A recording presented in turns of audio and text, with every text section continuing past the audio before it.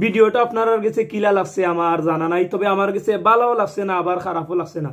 কারণ এটা বাস্তব আমরা দেখতাম পারি যে বিভিন্ন সরকারি অফিসের মাঝে গেলে কিছু কর্মকর্তা কলতের বাপ সাপ দেখিয়া বোঝা যায় যে কেন মনে হয় আমরা কোনো মানুষ তাইনের সামনে গেছি না। কারণ তারা এমন বাঘ ভঙ্গিমা বা এমন কায়দা করে তারা, তুমি যে একজন মানুষকে অনুবাইয়া তারা সালাম দিছো, সালামের জবাবটা দিতে হয়ে জবাব দিত কিতা মুখ এমন ভাবে বানায় বোঝা যায় যে এক সপ্তাহের উপাসী। তো এই ভিডিওটা আপনারা হয়তো অনেকেই সামাজিক যোগাযোগ মাধ্যমের মাঝে দেখছেন বা পাইছেন, আমিও পাইছি বাংলা নিউজ একটা এই ফেসবুক পেজের মাঝে। তো এখানেও যতটুকু জানলাম এই ভিডিওটা সম্পর্কে যে একজন বয়স্ক লোক তাইনের একটা কাজে একটা সরকারি অফিসও হয়তো বা এটা কোনো ইউনিয়ন অফিস হইতে পারে। তো তাই দীর্ঘ 7 ঘন্টা অপেক্ষা করছেন। তো তাইন রে বইয়া তুইয়া এখানে যে কর্মকর্তা আসলা যে এই কর্তব্যরত যে আসলা তাই অনেক বাইদি মনের স্বাধীন মতো ঘুরাইয়া ফিরাইয়া আইসেন 7 ঘন্টা পরে তাই নাই আপনারা স্ক্রিনের মধ্যে দেখতে পারা 7 ঘন্টা পরে আইয়া তাই বইছেন।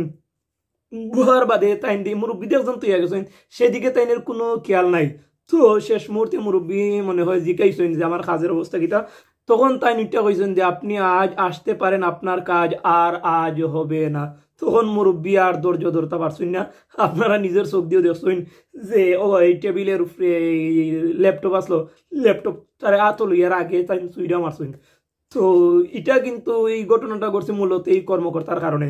কারণ তুমি এই কামটা আজকে করতে পারতা না, কিতার লাগে একজন মুরব্বীরে 7 ঘন্টা তুমি বইয়া তুই ভাই। আমার প্রশ্ন হইল ওটা, তুমি যদি বা তোমার দ্বারা যদি এই কাজটা আজকে সম্পন্ন করা বা শেষ করা সম্ভব না হয় বা তুমি যদি কোনো বিজি থাকো, তাহলে তুমি একজন মুরব্বীরে কিতার লাগে 7 ঘন্টা তুমি বইয়া তুই ভাই। তুমি সরকারি কর্মকর্তা হয়ে গেলে করে যে অত বড় কিছু হইছো তা নাই। কারণ তুমি যে কর্মকর্তা হইছো বা তোমার সরকারের দায়িত্ব দিছে কিতার লাগি দিছে এইরকম মানুষে জনগণের সেবা করার লাগি। তুমি সেবা করার গিয়া যদি উফাসিল লাগান মুখ বানায় বই থাকো বা মানুষের লোকে খারাপ আচরণ করো, ওটার লাগি তোমার সরকারে বেতন দেয়নি, বাতা দেয়নি। জনগণের কাজ করার লাগি তোমার বাতা দেয়। আর তুমি বড় চেয়ার ভাইয়া মনে করছো যে না জানি খিতে হইছো। তো মুরব্বীর যে কামটা করছেন আমার কাছে আগেও কইছি যে খারাপ লাগছে না। কারণ এই ঘটনা থেকে অবশ্যই সকলের শিক্ষা নেওয়া দরকার যে সব খানো তেরামি করলে হয় না, সব খানো খালি এই উপাসিল্লা খান বাপ করলে হয় না, কোনো কোনো জায়গা উপাসিল্লা খান বাপ করলেও মোলা দেখছেন নিকিতা হয়েছে শেষ মুহূর্তে অবস্থা।